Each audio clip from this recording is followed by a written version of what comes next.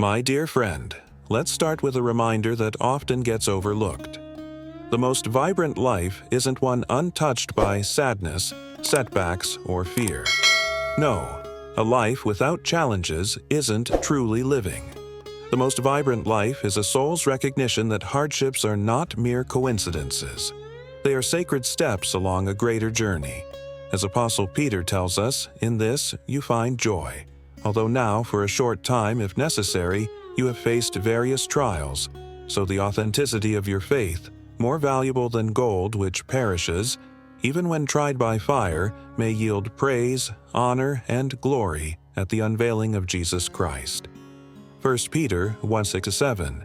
The beauty of your existence lies not in flawlessness, but in how trials have shaped it into something unbreakable, especially when your spirit is destined for growth or when you're called to leave a lasting mark on this world.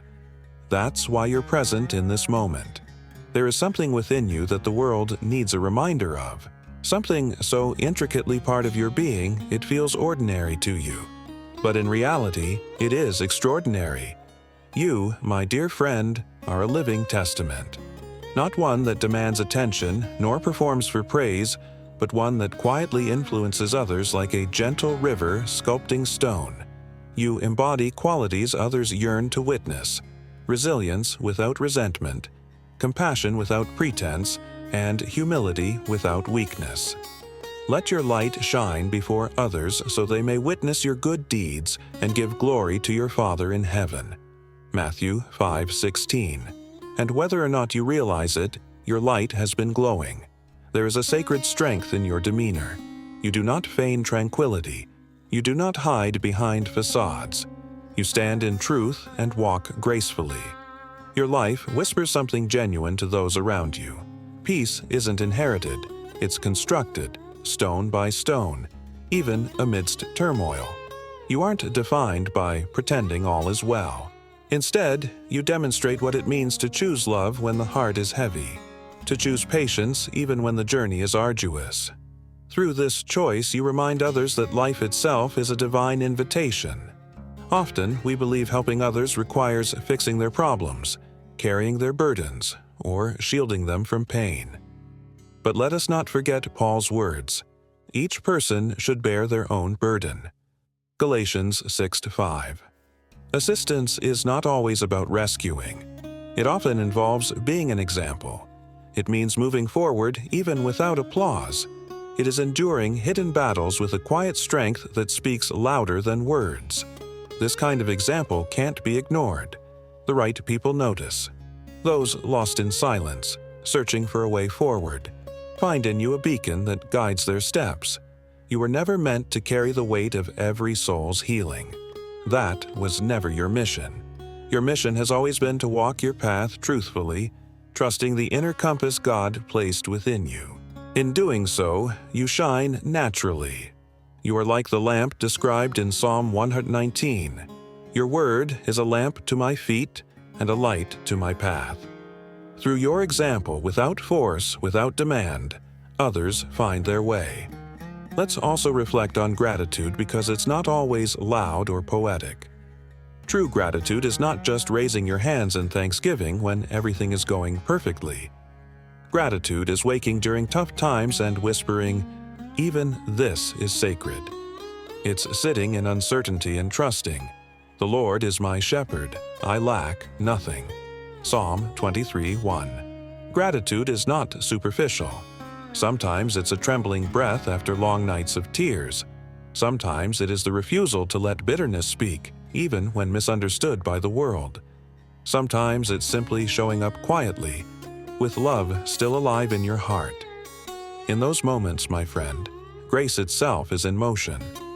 Choosing to keep moving forward, even under the shadow of uncertainty, is embodying gratitude. And that kind of gratitude transforms you. Have you noticed how your life has gradually become a haven for others? How, when you enter a room, the atmosphere subtly changes. Not because life is easy for you, but because you carry a peace that others can't quite put into words. That's no accident. Blessed are the peacemakers, for they shall be called sons of God. Matthew 5:9. You are not just surviving. You are teaching others what endurance looks like when it's filled with truth and compassion. You show that one can remain gentle without diminishing, strong without becoming hardened, grateful without pretending all is perfect. This quiet strength is now part of your being and your presence. Even if you never intended it, others sense it. They might not always articulate it, but their hearts recognize it. There is something within you that steadies them. Have you noticed how people open up around you? How their hearts soften in your presence? That's because you carry a spirit that is safe, authentic, and unfiltered. They see a reflection of what they could become, and whether they are ready or not, your mere presence plants a seed of potential. That, my friend, is why you are already a role model. You didn't have to strive for it or perform for it. You became one by living genuinely. For those who are ready, your presence is a quiet answer to the questions they've been holding. Not because you preach to them, but because your life itself is a sermon. You are like a letter, read by everyone. 2 Corinthians 3:2. You are the lesson. Your existence is the living testament. Not polished, not pretending, but real, aligned, and unafraid to keep evolving. You understand now that real assistance doesn't always mean fixing. Sometimes the most sacred form of love is trusting someone to navigate their own valley because valleys are sacred places. As Psalm 23:4 reminds us, "Even though I walk through the valley of the shadow of death, I will fear no evil, for you are with me." No one can traverse your valley for you, and you cannot walk another's valley for them, but you can walk alongside them, carrying your own light, showing that survival is possible. You know this truth intimately. Had anyone taken away your darkest nights, you might not have discovered the inner light that arose within you. Had someone pulled you from your storms too early, you wouldn't have developed the strength that defines you now. That's why you no longer deprive others of their sacred journey. You empower rather than coddle. You trust rather than control.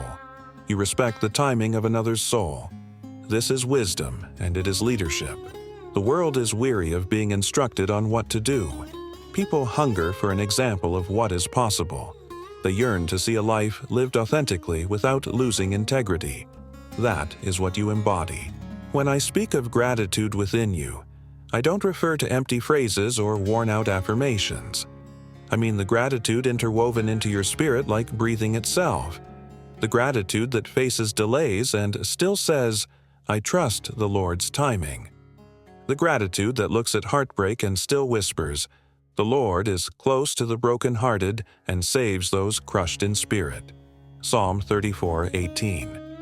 Gratitude that views life's detours and still believes, "For I know the plans I have for you," declares the Lord, plans for prosperity, not harm, to give you a hope and a future.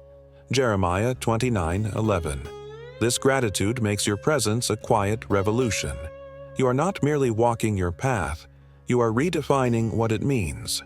You remind people they need not sacrifice their truth for acceptance. That alignment is worth more than applause. That authenticity is worth more than conformity. And so I urge you, continue forward, keep believing, keep selecting integrity over facade, compassion over performance, spirit over ego. Each time you embrace truth, you silently permit others to do likewise. Your greatest gift may not be who you've helped, but how many you've shown they were never broken, only buried. Healing doesn't always start with words. Sometimes it starts with a single moment of recognition, a breath of courage, or a glimpse of someone like you living freely.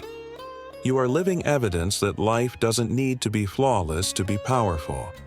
You serve as a reminder that pain isn't an end, it's a passage. That strength doesn't always roar, it endures silently. The most generous gift you can offer the world is yourself, unaltered, unmasked, and aligned. Move forward, not from obligation, but because this is your appointed time. You are not a coincidence. Your existence holds divine purpose.